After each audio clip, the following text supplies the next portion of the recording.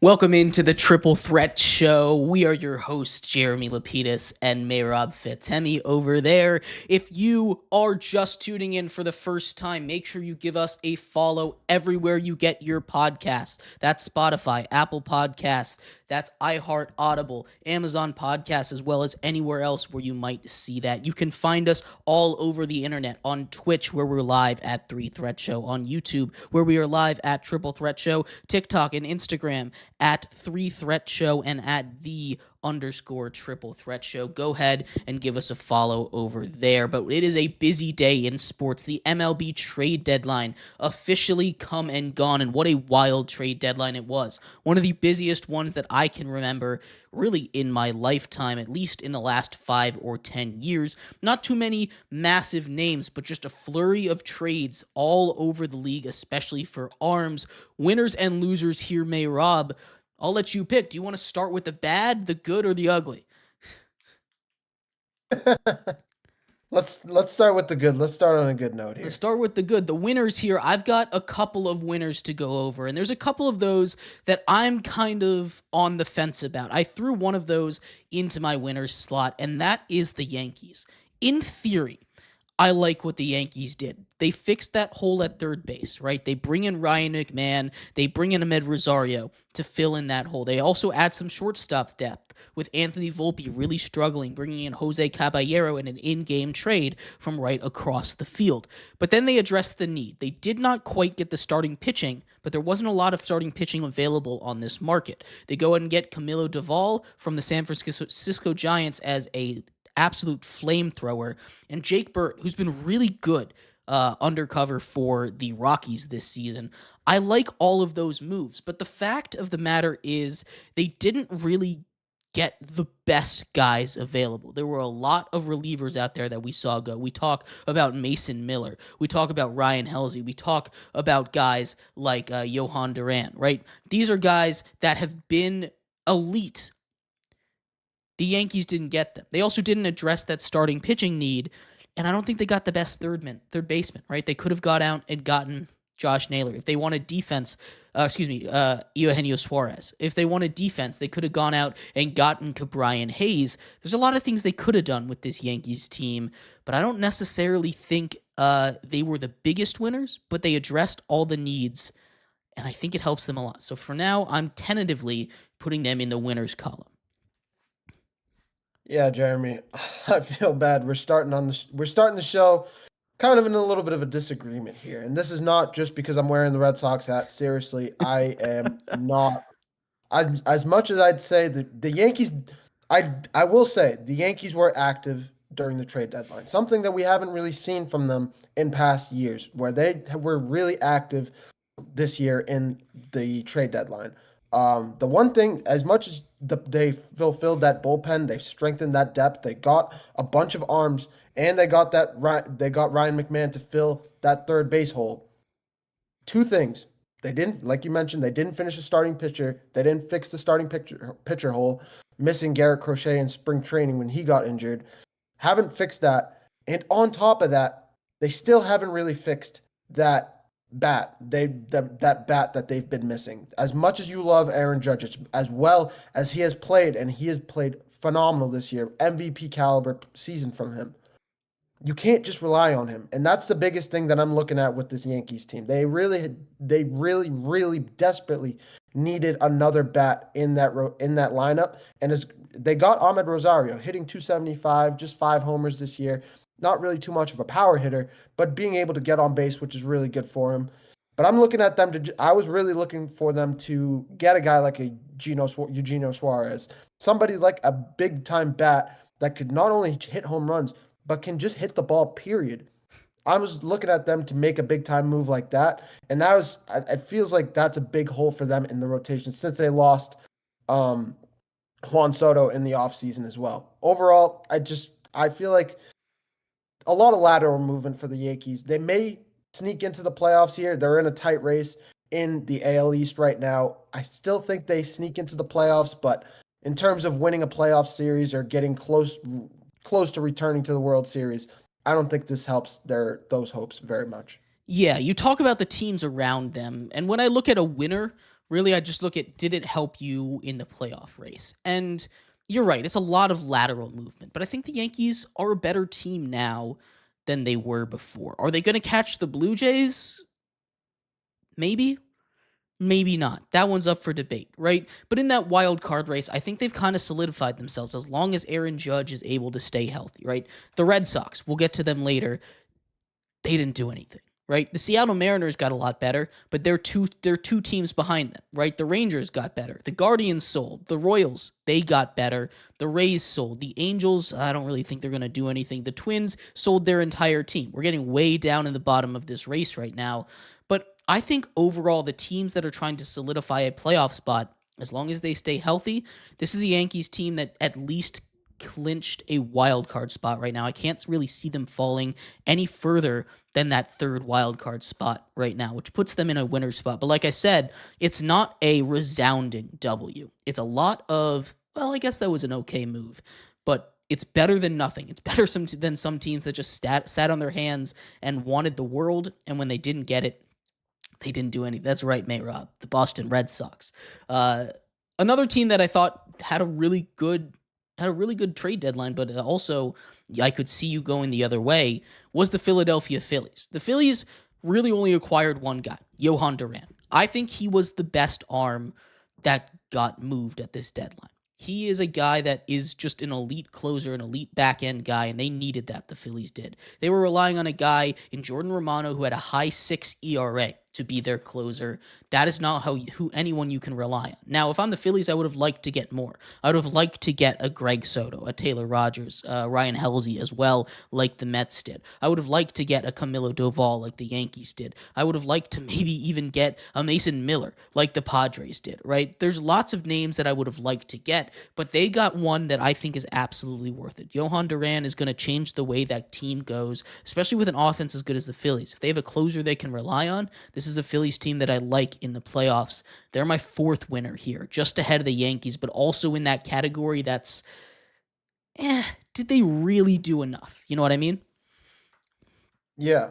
Honestly, with how busy the trade deadline was, um, it just looked like the Phillies didn't do too much. And of course, I honestly personally forgot about Johan Duran just because of how busy it's been over the last 36 hours or so. It was early on in the trade deadline.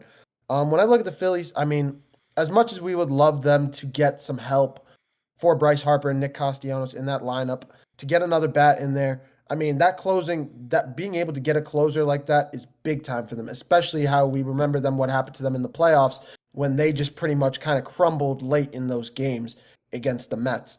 Overall, I like what they did. I think they made some good moves. I just really think I think we're going to get to this later as well. I'm worried about what the Mets did because it's going to be a tough NL East series moving forward to close the season. Yeah, you talk about the NL East, and I do have the Mets on my list here as winners. They absolutely killed this deadline. You talk about how much you like Cedric Mullins. He had some really good outfield depth for them. But really, the big key for them is the addition of those three elite back end arms. They already had Edwin Diaz. That is now a deadly foursome in that bullpen. If one guy needs a rest day, you've got three other guys you can turn to. Ryan Helsley, one of the best pitchers that got traded at the deadline. Gregory Soto is probably the best setup man in all of baseball, and Tyler Rogers is no slouch either. He not only is a very good pitcher, but is going to completely change the way that hitters have to play because of his submarine arm angle. It is it's a different style of pitching, and it changes the way the hitters get to watch the ball. It makes the timing off and everything, and it makes it very hard to hit. It's hard to do well, which is why we don't see too many submariners out there. But when you have one like Tyler Rogers, he's an excellent get for them, not really as a closer, although he can absolutely close for you. You've got a lot of other options there, but as just a change of pace, an elite change of pace guy, I love that get for the New York Mets here. I think they have kind of solidified that division. I know it's going to be a tight race with the Phillies, but I do think the Mets had a better deadline and a deadlock tie with these two teams. I think whoever won the deadline was going to win this division. We have a lot of time to go left in this season, but you talk highly of the Mets. I think they had a really good deadline. They're the first of my true winners of this deadline. No doubt, Jeremy. I'm right there with you. The Mets absolutely crushed it. And you didn't even mention you mentioned the pitching. You didn't even get to the hitting. Not only do you have Pete Alonso sitting back there, you get Juan Soto in the offseason. And before the trade deadline, you add a 30-year-old monster in Cedric Mullins from the Orioles to that team. This is a team in the Mets that's not only going to put up runs against you, but you're going to have a absolute ball trying to get runs back from them in this with that bullpen. I think it's going to be it's been a phenomenal trade deadline for them. And I think moving forward, I really love what the Mets did, and watch out for them. They might be the deadliest team coming up soon in the NL now. That NL is going to be a bloodbath for sure. And when we get deeper into the season, we'll do a little bit of a preview. But you talk about a lot of teams very heavy at the top, a lot of those at the top of our power rankings. Another team I thought I did a very good job switching over to the AL side on here. How about the Houston Astros? I didn't expect them to be super big at this deadline, but they go ahead and they get Carlos Correa, who hasn't been the greatest for the Twins this season, but returning back to his glory days in Houston, he now joins a team that has a 5-game lead over the Mariners in that division. They also add some power with Jesus Sanchez. We've seen Jesus Sanchez addition to a World Series caliber team work out in the past. He won World Series MVP with Atlanta the year that they went down and won the World Series. A very similar situation, deadline acquisition. I love this move for the Astros. I know there's a lot of concern about the way that they've played to certain points this season, but with that elite pitching, you get Yordan Alvarez back eventually. You add now Carlos Correa and Jesus Sanchez. That is a deadly, deadly lineup, and I love what the Astros did at the deadline. Yeah, I think they really need to make a big move here. I think they could smell the Mariners kind of going after the Geno Suarez trade. Well, I guess we're absolutely going to be covering this as well coming up. But when we're looking at the Astros, they definitely needed to make a move. They add Carlos Correa, they add Sanchez, they also add a guy in Ramon Urias, who's a little bit of a sneaky move from them from the Orioles. I really like that move for them. Big time infielder. I think that he plays good. He plays good defense. He's a pretty good bat, solid utility guy for them. And I think this is a dangerous Astros team. This is probably the NL West, the AL West, and the NL East might be the two best divisions in the MLB right now. As crazy as that sounds, the most competitive ones and probably the closest ones as we enter the final couple months of the MLB season before the playoffs. Yeah, no, there's lots of good in both of those divisions. I would say don't sleep on the NL West, but you have the Rockies there. So, you can only take so much. There's 2 teams left for my winners. And I think these 2 teams rose above everyone else at the deadline. I don't know about you, but the Padres and the Mariners were those 2 teams that I thought were 1A, 1B at this deadline. Obviously, the Mariners got the 2 massive pieces, Josh Naylor and Eugenio Suarez. They fixed that corner infield spot, both of them, which they desperately needed, and now they have a lot of very good pop in that lineup. Josh Naylor, Eugenio Suarez, Cal Raleigh, who has 42 home runs already this season. We saw Julio Rodriguez really take off after the All-Star break, and Randy Arozarena. That's 5 guys in the lineup that you love to see. J.P. Crawford at the top having a really, really good season. You're getting Victor Robles back, who was really good with them last year. That's a solid lineup to pair with a really good pitching staff. I think this is a Mariners team that could be dangerous in what is honestly a really, really weak AL this season. I think they could make a lot of noise in the playoffs. The Padres, on the other side, do what they always do. AJ Preller said, "Hold my beer. This is my World Series. This is my Super Bowl. I'm going to get it done." He pulls off an insane trade, and one that I'm not sure how it's going to age. They trade Leo DeVries, who is the best international prospect, a consensus top 10 prospect in all of baseball, for Mason Miller with 4 years of control and JP Sears. They also get Ramon Laureano and Ryan O'Hearn. All of those moves, very good. I love everything that they've done. They get a couple pitchers as well, do the Padres, but Mason Miller is the big one. He is an elite closer. He hasn't necessarily been as great as he was in prior years this year, but he is someone that I've heard rumors the Padres believe can return to being a starting pitcher. And if you get Mason Miller to be a starting pitcher for your team, That is insane value. Now, it's yet to be seen because if Leo DeVries turns into the guy that a lot of people expect him to, people are calling him the Michael Jordan of baseball, right? Like, that is insane comparisons. So that's a big risk. But this is what AJ Preller and the Padres do. They have no farm system. They clear it out every year. Every year, they make what seemingly is the biggest swing, and they did not fail this year. I'm a big fan. We'll have to see how it ends up because this is a trade like the Juan Soto one that seemed like a knockout of the park. But as we've seen, it's kind of aged poorly for the Padres with everything that's worked out in the Nationals organization over there.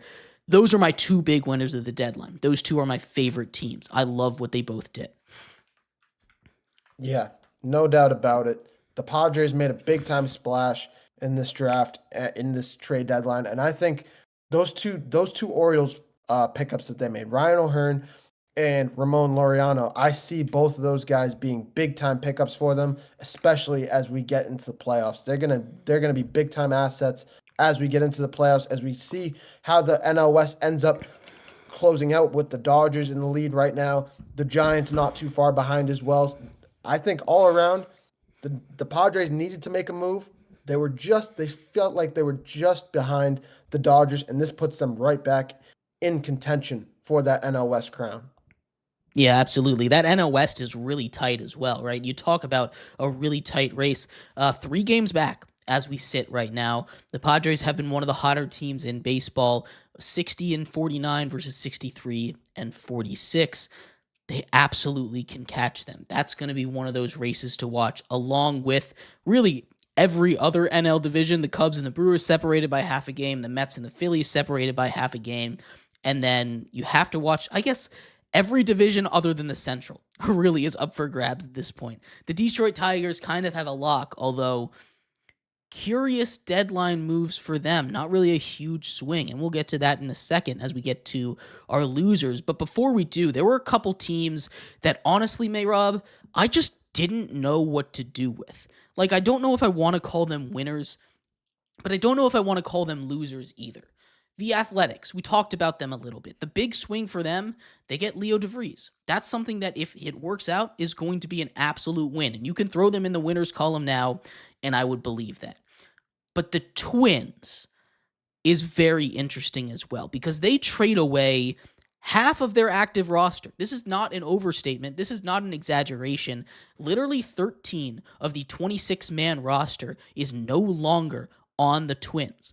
I don't know if that's good because the Twins kind of were stuck in this purgatory. We talked about it last night, right? This is a Twins team that has been stuck in no man's land, in baseball no man's land for a while, and they get off of a lot of those guys. They move off of a lot of guys they were expected to, and a lot more. I don't know if this is good, but a reset button at this point isn't the worst thing. I can't call them losers because I don't hate it, but I definitely can't call them winners either. So they're in this middle tier where I just don't know what to think about either of these teams, Mayrob. Yeah, let's start with the Twins here because it's funny. We were talking last night, and I compared them to the NFL version of the Pittsburgh Steelers.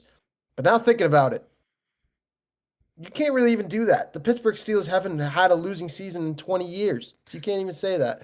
This is a Twins team that either is purgatory awful, one of the top 3 worst teams in the MLB, or makes it to the wild card round, sneaks into the wild card round, and then loses. They do that 2 years in a row, maybe once, and then 3 years later, they just slash it all and slash it to pieces. This is another reset. This is another repeat cycle of the Twins' notorious ways, it feels like. And I mean, I don't really know what you're thinking if you're the Twins. Are you trying to compete with the Rockies for the best record, for the worst record in the MLB or something? I don't know what they're trying to do. But all around, I don't think anybody, I don't even think the Twins organization loves what they did. They pretty much traded away all of their value, all of their assets, and pretty much anybody that would be eye candy for any free agent to join that team. Maybe they're just trying to look out for the draft and rebuild from there through their farming system. Maybe they see some glimpses of hope in there. But all around, I do not like what the Twins did. They helped other teams to get more competitive, no doubt. But in their sake, they did not have the best draft for themselves. No way. See, I don't necessarily fully agree with that because this is a Twins team that, yes, they traded away a lot, no doubt about it. But you want to talk about eye candy, you still have Joe Ryan at starting pitcher. You still have Byron Buxton. You still have Royce Lewis. You still have a couple of pieces that you can look at and say, okay, that's a core. That's someone you can build around. And sure, a lot of those guys are a little bit older. And sure, a lot of those guys aren't necessarily going to fit that Twins timeline. But it's not like they threw everything out and they said fire sale, right? They got a solid return back for a lot of the guys that they went out and traded, right? This is I want to say strategic reload rather than a dumpster, right? This is not a yard sale. This is a hey, we need to switch up how we're doing things. So again, I understand why you might think it's a loser. That's completely fair. But as far as me, I can't put them in that category. I don't think they fit with a team that we expected to do things and did nothing, or a team that we wanted to sell and instead bought, right? These are things that could be big mistakes, and this Twins one absolutely could. But in the grand scheme of things, you can't look me in the eye and say that this is a Twins roster that was going to win a World Series. It wasn't happening. And a lot of times, if you're not going to win a World Series, you just have to hit that reset button. We'll see how it ends up for them. But those two teams, the Twins especially, confused me a lot. As we head over to the loser side of things, Mehrob, this is not necessarily, again, teams that did bad moves, right? The Red Sox, they're on my loser list here because they just didn't do enough, right? They needed to get another starting pitcher. They get Steven Matz. Who that's not really going to be enough. They needed to potentially move off of some redundant bats that they have in their major league roster. They didn't do that. Instead, they just sat there and they let the other teams around them get better. The Rangers, they let the Yankees, they let the Mariners, they let all of these teams that they're fighting the wild card with get better. And they didn't do anything, Mehrob. That is just disappointing. It's the opposite of what the Red Sox needed to do. They needed to make a big swing. It's just very disappointing. It, yeah, I mean, this is a team that people were looking at to possibly trade Jarren Duran. They move off of Rafael Devers months ago, have done pretty well since then, but people were looking at Craig Breslow and saying, oh, you trade Rafael Devers to get some flexibility, to make some moves, to add to. They look like they were setting themselves up to make a big time move before the end of the trade deadline. Trade deadline comes and goes. You add a Steven Matz, you add a Dustin May, and then Craig Breslow puts his feet up and says, all right, we're all set. We don't need to do any more here. Don't worry about it, guys. You guys will make the playoffs, maybe win a playoff series, and then that'll be that. I mean, yeah, I guess. Sure. Sure, Craig Breslow. All around, I mean, I don't want to get the fandom into it, but it's hard to watch. It really was a hard deadline to watch for as a Red Sox fan, especially trading Rafi the way that they did, in a way that on a day that when he hit a home run to win the game, on a day where it looked like the Red Sox were going to do well. 2 months go by, you continue to do well, and then you get nothing out of it. It just feels like it's just a gut punch, is what it is. Yeah, that's really what it is. Because there's so much, anticipation heading into a trade deadline for teams at various different stages. Anticipation from sellers of, oh, I can't wait to see who we get. Anticipation from buyers. Oh, I can't wait to see how this team gets better. But when you do nothing, it just kind of falls flat. And it feels like you got your expectations up for nothing, which is maybe the worst thing as a fan. A trio of NL Central teams are next on my loser list. The Brewers literally did nothing. Not figuratively, not basically did nothing. They literally did nothing. This is a team that was that is the best record, has the best record in baseball right now. They did nothing to get better. That is not good. You see your former GM, now the GM of the Mets, go out and make all these huge moves, and now they just sit there and do nothing. The Cubs could have had a huge, huge, big gap made up between them and the Brewers, half a game separating both of them. They also did just about nothing. They trade for Michael Soroka. They needed some starting pitching. He's a fringe starter. He's a starter 4, a starter 5 for the team. That's not the right answer, right?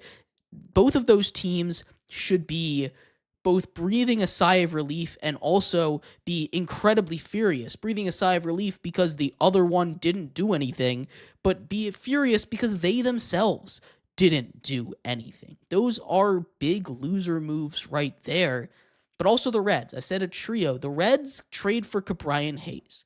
And I like Ke'Bryan Hayes as a player. I do. I think he's a very fun archetype, an elite defensive player, the best third baseman as far as defense goes in all of baseball. But he's being paid nearly $40 million a year to hit right around the Mendoza line.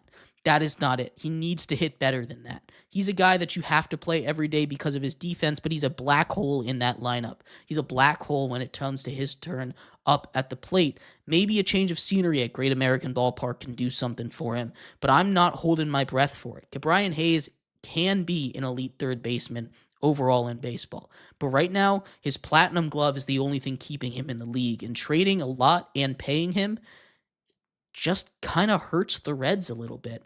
I don't really understand the move. And also, that was the only thing they did. They needed to get a little bit better. They needed to commit to winning around Elly De La Cruz, to winning around this young core that they have. It doesn't feel like they were interested in doing that. But Ke'Bryan Hayes, I think, is fine. But I would have liked to see the Reds do more again. Yeah, I mean, I want to get to the Brewers Cubs situation first.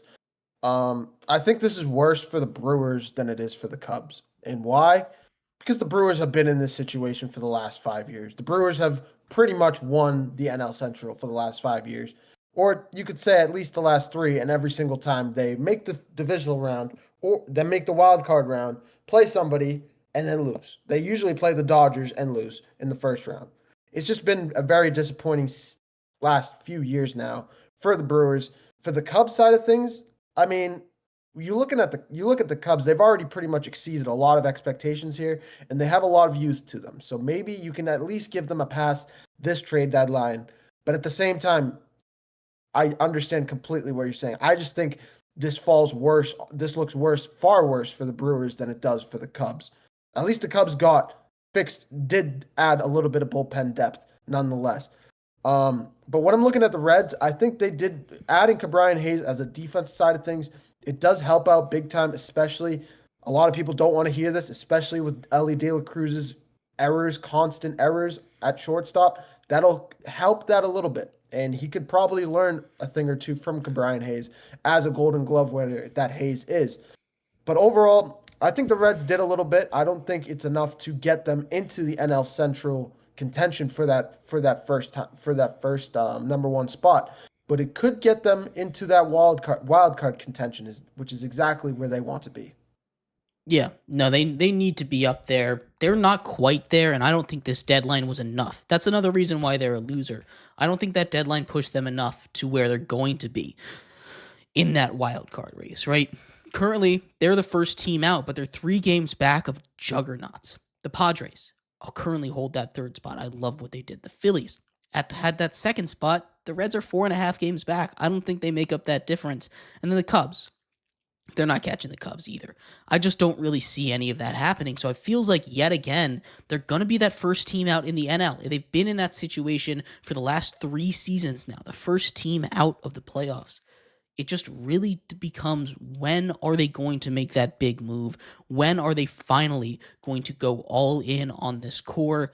I really thought it was going to be this season. Outside of all of those are my big winners, my big losers. A couple more teams that I just wanted to go over. The Guardians are more of a what if scenario, right? They were going to be a really interesting deadline team. It sounded like they were going to move off of their closer, elite closer over there. But of course, the gambling situation with Emmanuel Clase puts a whole sting in that. They can't trade him. They sounded like they were potentially going to trade Stephen Kwan, and I think that would have been a big mistake. They end up holding on to him, but it feels like they didn't do much of anything. They move off of a couple depth pieces, but the Guardians, I feel like a what if they had, had a guy like Clase to trade away. How would that have affected the deadline? And then the Braves. I don't necessarily disagree with them not selling because this is a team that I expect to be back in contention next season when they get healthy. But also, you have expiring contracts. Are you really going to re sign Marcell Ozuna? If not, why are you keeping him on the team? It doesn't make a lot of sense. Maybe they just didn't have suitors for him, but I don't really believe that. I think this is a Braves team that would have been able to find someone to take on Marcell Ozuna for half of a season. I just don't really understand it from either of those sides. Yeah, the Guardians are a weird team that they made the playoffs last year. They did really well. But so far this year, they've been really, really feeling that second place spot behind the Tigers in the AL Central. It doesn't feel like they didn't make any movement in the trade deadline before the trade deadline. They haven't really done too much. Um, just feels like a dud year for them, and it just feels like this is the year for the Tigers, no doubt, and we all knew that going into this year. But the Guardians, a team that you really thought could make that division a little bit more interesting, not looking like it is going to be this year. No, not at all. Those, like I said, those are my big winners, my big losers. But there are a couple other moves that I thought were worth touching at least. Shane Bieber to the Blue Jays. I like that move a lot for them. He, of course, is a former Cy Young winner back in 2020 with the Guardians. That was the big piece the Guardians moved out, but he's coming off of Tommy John. I'm going to be very curious how he comes out and how he performs. I think the Blue Jays are a good spot for him. That was one of my favorite moves that was made at the deadline. Not something that's really going to move the needle too much, but it shows that the Jays are trying to keep this team in it and are trying to make a big splash, at least with what they have to offer this year. Yeah.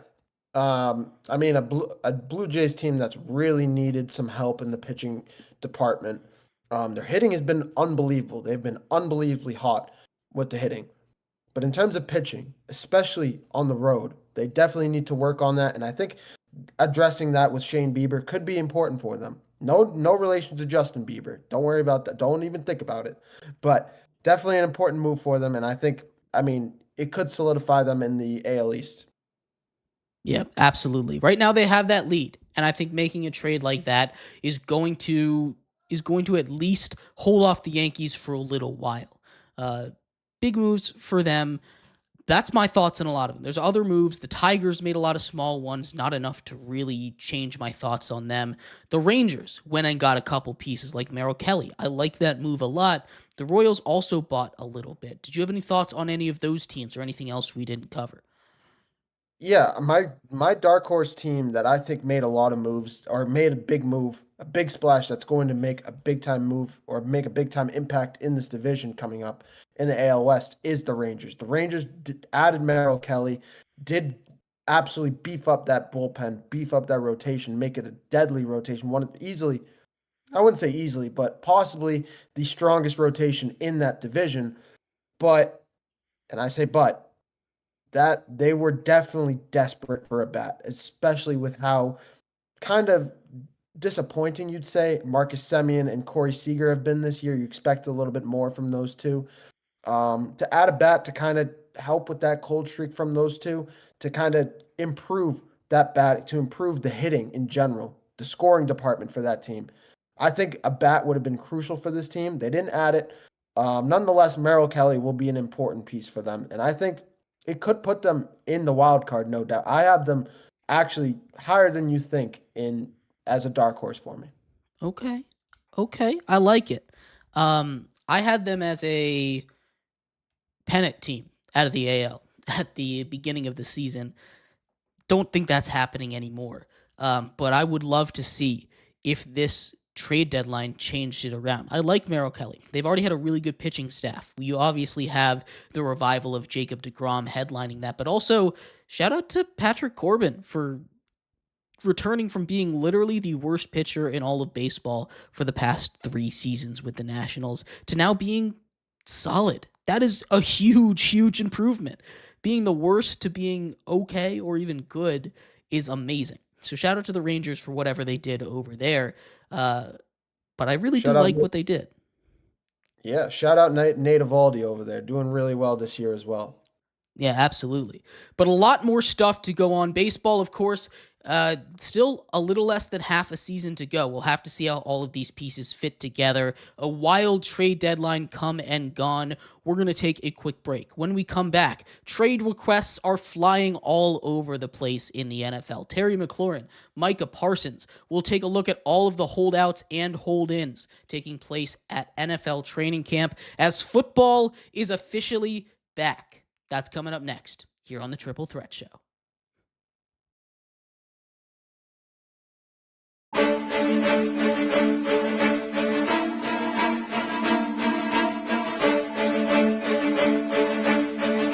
Still pondering this list.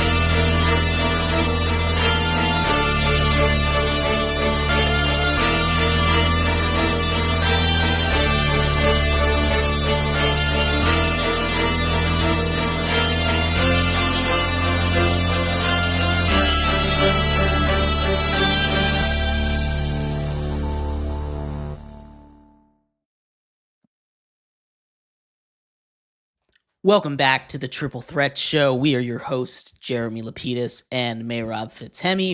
If you were just tuning in, we just finished going over the entire MLB trade deadline. Winners, losers, everything you possibly could want to know about that. Go check us out everywhere, all over the internet, wherever you get your podcasts. Give us a follow. But today, in this segment, we take a look at the NFL. Lots of big stories, but the three biggest stories in the NFL, Mehrob, probably the hold-ins. There are three major players holding in. Terry McLaurin, of course, Micah Parsons, and Trey Hendrickson. Now, all of them are at their team's camps respectively, but all three of them are very, very different. Terry McLaurin, of course, disgruntled, wants a new contract, has been the leader of a bad Washington team, has been through everything a football player possibly could been through. The lows of being one of the worst teams in the NFL, the highs of being one of the best teams in the NFL, going through multiple coaches, multiple owners, multiple GMs, multiple name changes. That is insane what he's had to be through, and yet he's been a consummate professional, one of the fan favorites over there in the DC area. Terry McLaurin wants to be paid like a top receiver in the NFL. Is he worth $30 million? I don't know. Is he worth $30 million in Washington? Yes. And that's an interesting distinction that I make. It's not necessarily that Terry McLaurin is a guy that is worth $30 million in the NFL. He is a guy that, because of what he has done and what he means to Washington, to that franchise, as a leader, as a player, as a fan favorite, as just someone that's been through everything, he deserves to be compensated like that. He deserves to be paid like Garrett Wilson, to be paid like DK Metcalf, not to be paid like Courtland Sutton, who took $23 million a year. It is a very delicate situation over there. And big breaking news from yesterday, Terry McLaurin officially requests a trade. He went as far as possible without requesting a trade, but contract talks have just completely broken down, and both sides just can't come to an argument. What do you think of this situation over in Washington right now? Obviously, we've talked a lot about it, but as more and more stuff comes out, it's just a very messy, messy situation that I think both sides really want to get a deal done, but they're nowhere close, and I don't know if it's going to happen. Yeah, Jeremy, this is a very, very weird situation. We've talked about it over the last few weeks or so. Terry McLaurin originally has said publicly, I want to stay in Washington. I built my life here. I want to be here. I want to continue to play for this city. Says that on the air in a press conference. And about a week and a half since that press conference has been said, he has now requested a trade out of Washington. A weird situation to say the least. Um, Before we get into the Terry McLaurin deal, let's touch on the Courtland Sutton deal, just because I think it's safe to say Courtland Sutton got underpaid. This is a guy I think his average, he has, I think 70% of his catches are for first downs. But he was Bo Nix's number one target and in the red zone. He was a phenomenal player. He is an absolute phenomenal player. And I think he will continue to be Bo Nix's number one target this upcoming season. But overall, his numbers should not be compared to McLaurin's. And that's what the situation is now in Washington. All the GM over there is looking at that deal and saying, oh, let's pay you not the same, because I'm guessing any like-minded person would say McLaurin's better than Sutton, would say, okay, you got 23 million a year, we'll offer you 26. We'll offer you 104 million over 4 years, which just frankly does not make sense for a guy like McLaurin, as important as he is to this Washington Commanders team. A guy who's been through it all, injuries, name changes, you named it, coaching changes, which is one of the hardest things to go through as an NFL player. When I'm looking at McLaurin, he's such a valuable asset, not only to the fan base, as much of a fan favorite as he is, he's a valuable asset to Jaden Daniels himself. How important he is as a deep ball threat, as a frankly, as just a safety option in a third and long situation. Just giving it to McLaurin is so important, as it's a speedster, his elusivity, his ability to get first downs, fight for first downs. He's a phenomenal player, and he is so valuable to this team. Any team would love him. There are already teams. It hasn't even been 24 hours, and you have guys in New England asking Mike Vrabel about trade possibilities for Terry McLaurin. That is how crazy this deal is. That is how crazy this news is, that it has traveled this fast. So everybody knows how valuable he is.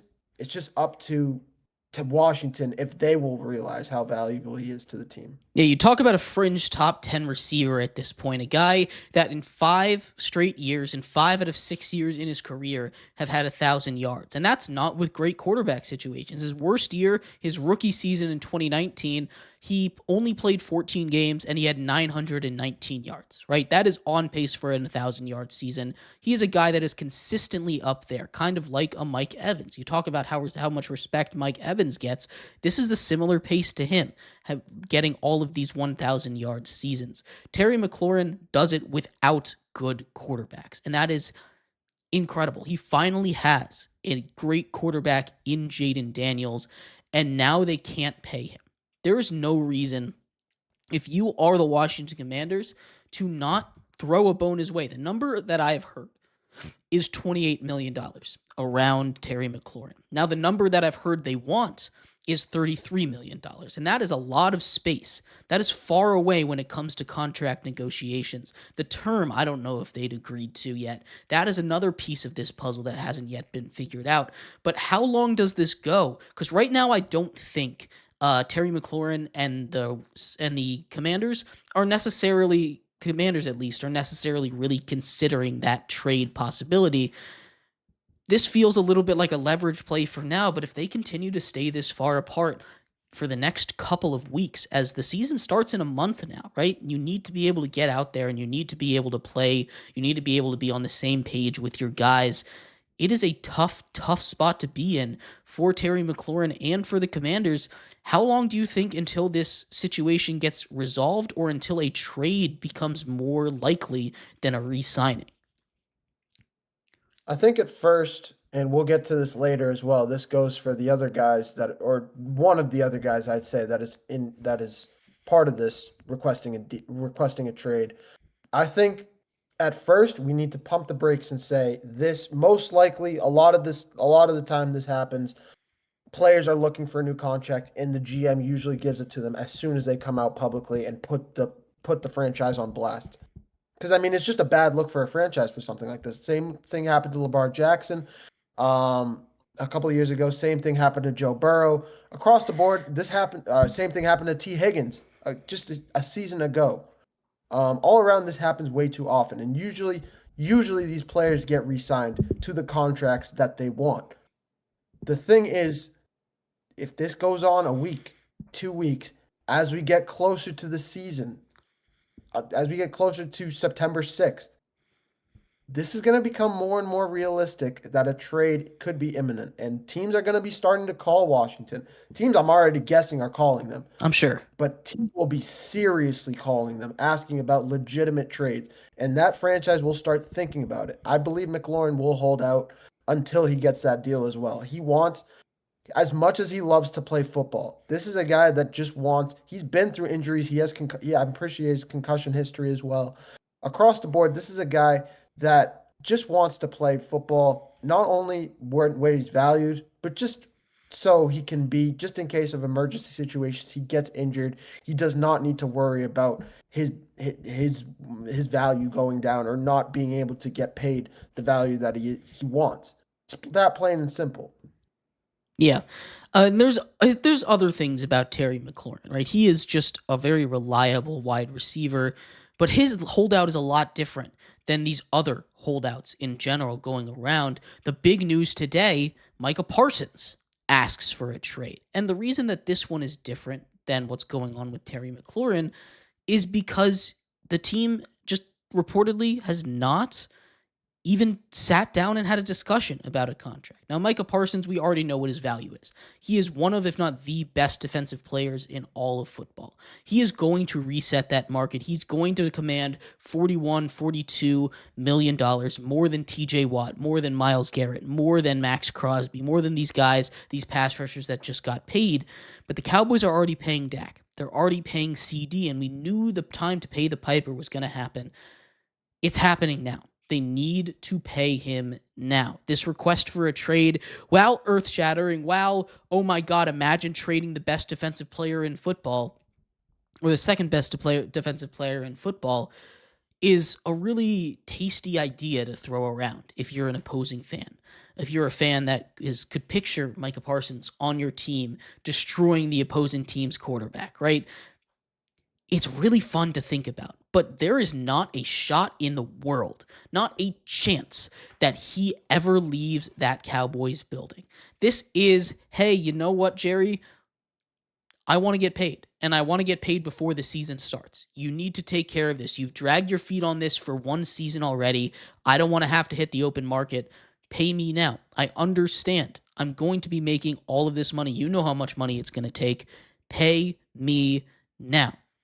That's my reading of this situation, which of course is very different than what's going on with Terry McLaurin, a situation that both sides want to come to an agreement on, but they just are super far apart on, right? This is very different. Both sides understand a deal needs to get done, but one side needs to be dragged kicking and screaming to that negotiating table. We saw it with CD, we saw it with Dak Prescott, and it doesn't seem like Micah Parsons wants to deal with all of that drama. He wants it done right now. Yeah. This is a guy in Micah Parsons. You laid it out perfectly, Jeremy. He's a Pro Bowler, an all around. This is an all world. This is a once in a generation talent. People are comparing this man to Lawrence Taylor, the best defensive back in probably the history of the NFL.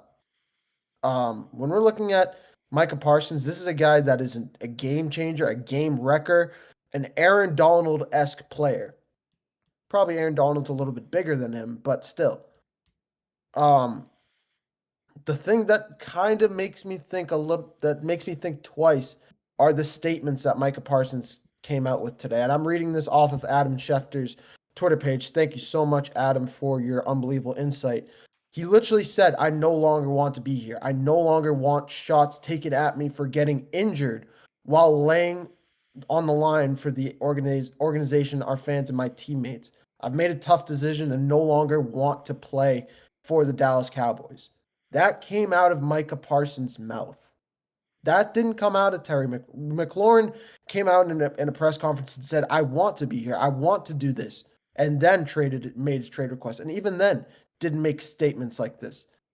This, in a way, I mean, if he is to re-sign with the Cowboys, maybe this is a way to just wake Jerry Jones up, because sometimes this needs to happen. This happened with Emmitt Smith back in the day when running back Emmitt Smith literally held out for the first, 9 weeks of the season before he finally got a contract that he wanted. This is a similar situation. This happens all the time. Even Dak Prescott recently had this happen to him 2 years ago. So, when we're looking at this, I wouldn't say it's out of the question, but from Micah Parsons' wording here, from what came out of his mouth, not in writing, verbally, this is a situation that just looks like it could be really what would be a nightmare for any Cowboy fan out there. Yeah, absolutely. You cannot let that man out of your building. It is going to be a mess. And I understand reading that statement why it might seem like it, but you have to remember a very similar statement was made by Myles Garrett earlier this offseason. He said, under no circumstances, and I'm paraphrasing here, will I play for this Cleveland Browns team ever again? And $40 million kind of changed his mind a little bit. I feel like this is the same situation. I don't think this is a deal that's going to get done right away.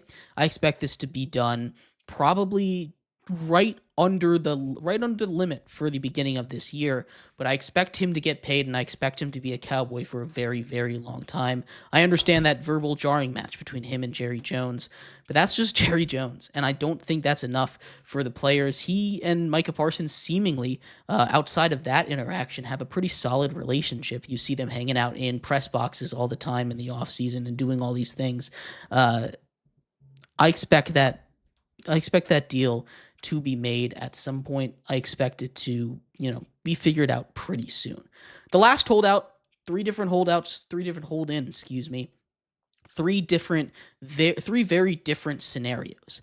Trey Hendrickson is this other one, and we've gone through two different ones, right? I hate to keep using the same theme, but the good in Terry McLaurin, the bad with the Micah Parsons and the animosity there between the two teams, but now the real ugly. Right? This is what's going on with Cincinnati. Cincinnati has dug their feet in and they say, you accept your contract or else, basically. And they've done this before. We saw them do it with Shamar Stewart, right? Earlier this offseason. We saw them do it with Carson Palmer all those years ago, right? This is not a new thing for them to do. They are saying, this is what you're worth. You're either going to take it or you're not. This is the second year in a row that Trey Hendrickson has asked for a trade. This one feels more real. He's back in camp now, but this one feels like he's just waiting for them to move off of him because I don't feel like he's going to play this season. It feels like this is trade me or else. From him, this feels like an unfixable situation. Terry McLaurin, fixable. Dallas Cowboys and Micah Parsons, fixable. This one, it feels broken to a point where it cannot be fixed again. Yeah, this is a situation with Trey Hendrickson, and before we even get in the deal with this, the reason why this is such a big deal is you not only fight tooth and nail with Shamar Stewart, but this is a Cincinnati Bengals team whose defense is frankly just depleted, like did nothing. Like expect them to score 40 points and then get 40 points scored on them every single game. That is how bad of a situation. That is how dire the situation is in Cincinnati right now. You lose so many pieces. This is a guy in Trey Hendrickson who's one of the probably the most underrated edge rusher in the NFL, and how well he had a real argument that he was the best defensive end last year with how well he was playing. His ability to get pressure to the quarterback, consistent pressure, regardless of the help that he has from time to time. He is such a phenomenal player, and he needs to be part of this Cincinnati Bengals team if they want any hope of returning back to a Super Bowl like they did in 2021. Um, I think this is a situation that the Bengals just need to pay him because they just they need to pay they need something on the defensive end. Unless I don't think Joe Burrow and Jamar Chase are enough to get it done over there. As much as I love Joe Burrow, as much as I think he's one of the best passers in the league, as much as I think Jamar Chase is a top 5 player in the league, as a top 5 wide receiver in the league. T. Higgins is a probably top 3, number 2 receiver in the league, easily. Probably a top 15 player in the league. Chase Brown is an unbelievable running back. Across the board, you have so much talent over there on this Bengals team. But the second that we saw T. Higgins get that deal last year to pair up with Jamar Chase, we knew that they were either going to pay T. Higgins and sacrifice their defense, or they were going to sacrifice T. Higgins or pay that defense. They made their decision, and this is the end result. I think they need to probably your best bet at this point is to at least get some value for a guy like a Trey Hendrickson. I just don't know what you do here if you're the Bengals. You're in a really tough spot here.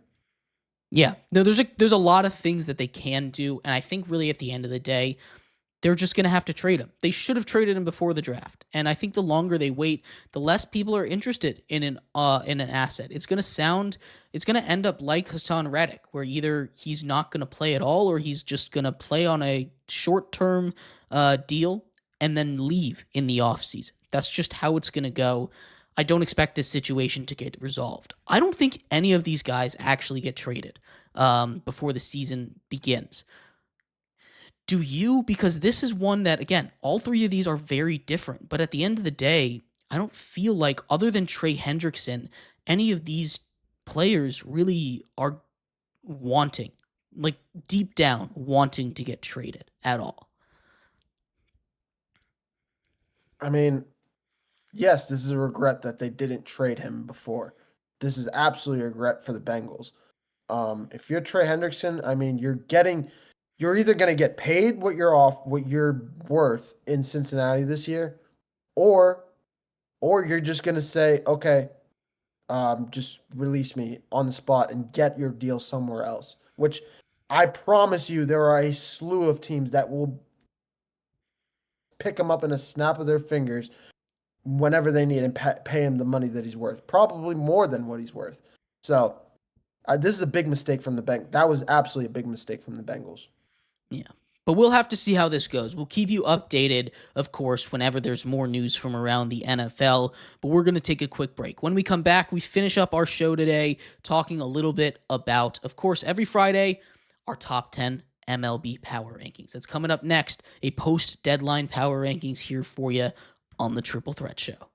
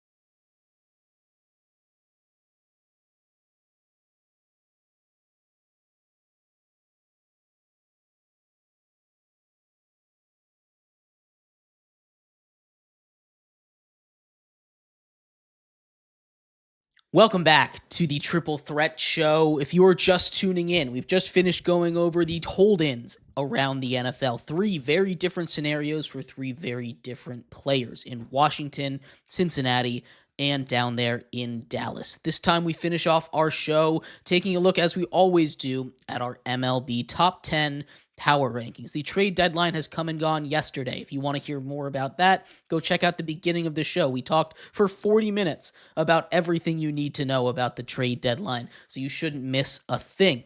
Then we are going to go over the teams that are right now the top 10 in the MLB, the power rankings. And we're going to start off, Mehrob, of course, as we always do, at the very bottom of the list. There's a lot of teams here. We were having discussions off the air about how this list was going to go. Last week, we were very similar.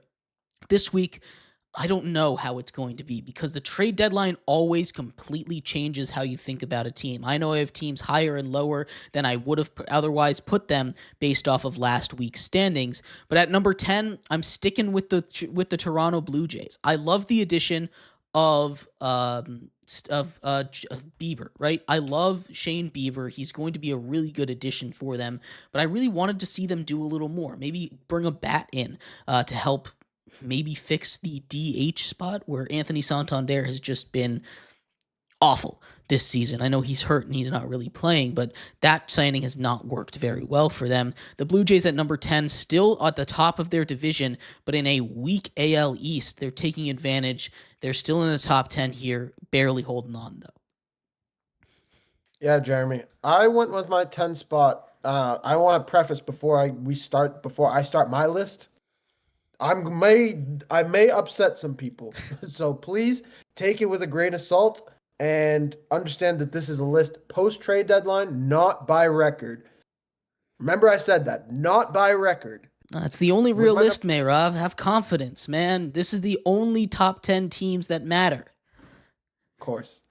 In my opinion, with my number 10 pick, I'm taking the Texas Rangers, a team that has been absolutely sneaky. They add Merrill Kelly, like I said. This is my dark horse team in so far after the trade deadline. They add Merrill Kelly, which is a big time arm to beef up their rotation. I am a little bit worried about the bats, but this is the name of the game with the bats. The bats go cold, the bats go hot. I trust Corey Seager and Marcus Semien to pick it back up, and I expect those bats to get hot and make an impact where they need to be. The defense will be crucial, and I think they sneak into the playoffs here as the last wild card spot. I'm rolling with the Texas Rangers at number 10. I love that. I love the Texas Rangers. We talked about it on. I have them just outside of my top 10. They're sitting at number 12 for me here. I really love that pick, though. Shout out to the Texas Rangers. My number 9 team, the Detroit Tigers. Oh, how the mighty have fallen. They've been good. They've won 4 straight games. I didn't love their deadline. Bringing Kyle Finnegan and a couple of other smaller pieces, it just didn't feel like enough. I thought a couple teams with their deadline were able to jump them, and because of that, I have the Tigers falling 3 spots to number 9 this week. Yeah, Tigers are a little bit higher up in my list, but we'll get there. We'll get there. A little bit of a spoiler there. At number 9, I also have the Blue Jays. You had the Blue Jays at 10 for the same reasons. I really like the addition of Shane Bieber. The reason why I put them at 9, they were one of those teams that were on the bubble for me. And I know that's a little bit of a hot take. And 64 wins, one of the best teams in the MLB. This is a team that has 37 wins at home. 37 and what is it? 37 and 19 or something crazy, a crazy disparity at home. But 27 and 29 on the road. A team that is borderline that is below average on the road. And a team that is a big time stat there. It has not improved very much. I expect that to turn around as we enter the second half of the season, or it's going to have to if they're going to want to keep that AL East number 1 spot with the Yankees and Red Sox nipping at their heels. But I got the Blue Jays sitting at 9 myself. At number 8, I got the Cubs, Chicago Cubs, a team that we mentioned earlier did not make a whole lot of moves. They did add a starting pitcher, but a fringe guy, a guy that's either going to be your number 1 bullpen guy or sitting at the bottom of your rotation as the 4th guy. But I do really love Justin Tucker. Absolutely. They have their hitting has been unbelievable this year and has won them 61 games so far this year. They've done phenomenally. I have them sitting at number 8 so far, just because they were not very active post trade deadline. I like that pick. I think really 9 to 6, 9 to 5, all kind of the same. You can even throw the Blue Jays in there a little bit. My number 8 team is going to be the Philadelphia Phillies. I like this Phillies team a lot, but again, I don't think they necessarily did enough. I love Johan Duran, but is he going to be enough to push them over the top? I don't think. I think there were a couple teams that pushed their way past them at this deadline. One of them being the Seattle Mariners, who I have at number 7. It might be a little high for the Mariners, a team that if you're just going by record doesn't deserve to be on this list. But the addition of Eugenio Suarez, the first player ever to be traded after hitting more than 35 home runs before the deadline, and bringing in Josh Naylor, both from the Diamondbacks, I think means a lot to them. You pair that with the pitching and all of those elite bats that are already in that lineup. I think this is a Mariners team that could be the best team in the AL, arguably. Yeah, Jeremy. You put the Mariners at 6? 7. 7. Alrighty. For me at number 7, I put the Phillies. So we're right there. We're right there actually on we're on the same page here. The Philadelphia Phillies, they just have been. They add, like you said, Joan Duran. I expect him to be big time for them late in games, in tight games. But I really wanted them to add another bat to beef up that lineup. I really think that would have been crucial for them. Their defense is phenomenal across the board. They're really, really solid. Their pitching is solid, but I think that bat could have put them over the top. And I think a big reason why I put them at number 7 is just because of that competition in the NL West, on the NL East that has gotten really the other team in the NL East that has gone above and beyond. And we'll get to them later on in this list. At number 6, I put the Detroit Tigers, a team you put at number 9. I put them at number 6. Pretty much the same reasons. 4 straight, really quiet after the trade deadline, but I just keep them at 6 just because they hold such a dominant lead in that AL Central. I have them sitting at 6, and I think they're going to still be a force to be reckoned with in the AL. Yeah, absolutely. I love that pick. My number 6 team, also a force to be reckoned with in the AL, the Houston Astros, bringing in Carlos Correa to pair with a very good pitching staff already. I love that move for them. I really do. I know that there's some hate around the Astros, especially coming from co-host of the of rounding third here on the Triple Threat Network, Hayden Raymer, doesn't like the Astros. Doesn't like them very much. Go check us out on Sundays, streaming live, for more baseball content. But the Astros, I really do like what they did. I think this is a team that's only going to get better, and they're still 5 games up on the Mariners. That's a huge lead.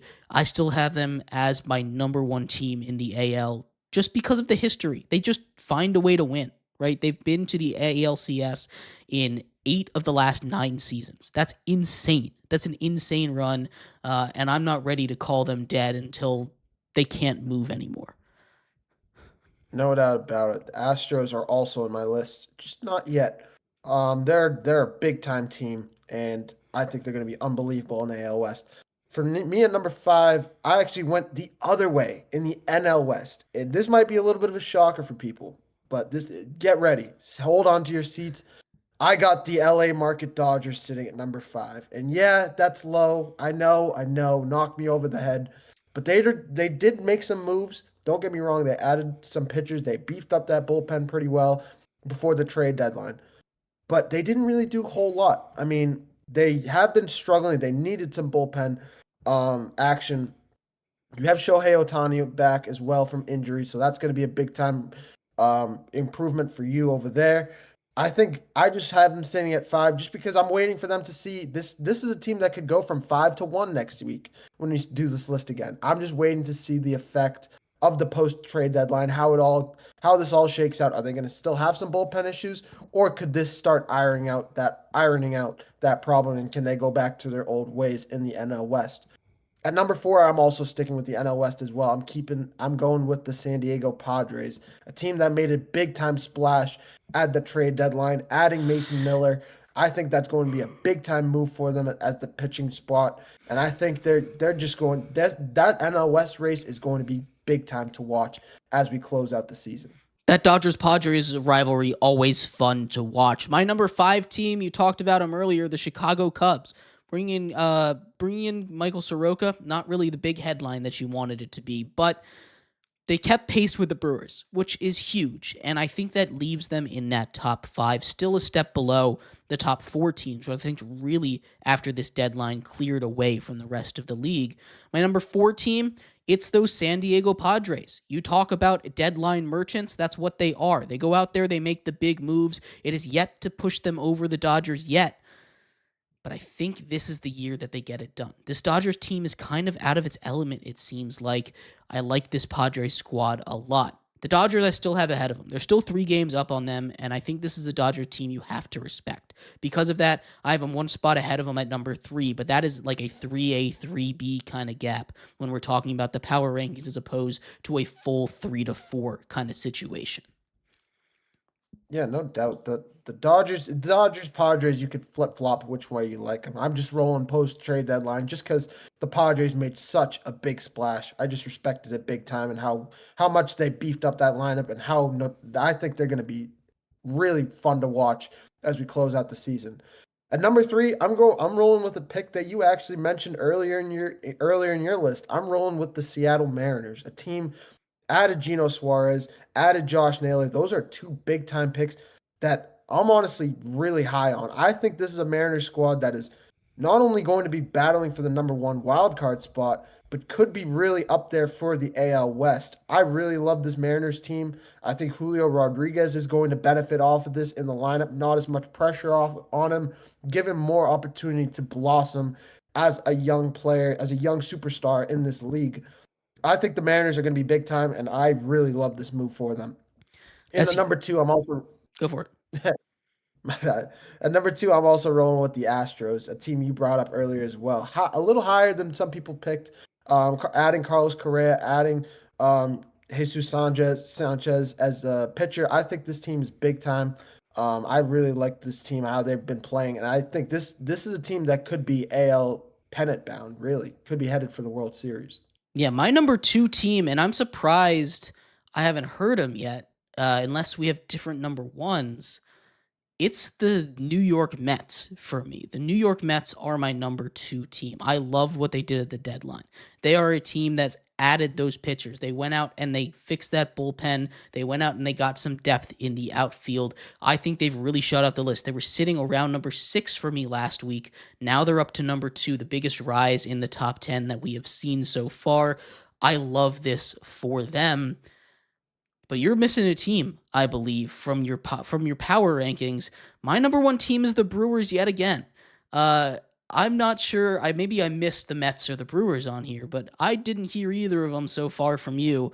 My number 1 and 2 team, at least one of them's missing. I love this Brewers team. This is a Brewers team I would have loved to see do more at the deadline, but they didn't do anything, and they're still rolling. This is a Brewers team that has been one of the hottest teams in baseball, continues to catch and surpass the Cubs, and I don't think there's any reason to believe that they're going to stop. They're number 1 for me for the second week in a row.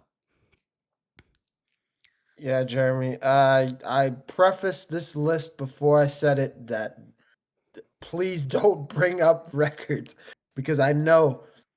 And yeah, let me talk about that after I give my number one. My number one team, I think you know who it is. It is the New York Mets, a team that added Corey Mullins. I think he's going to be big time for them.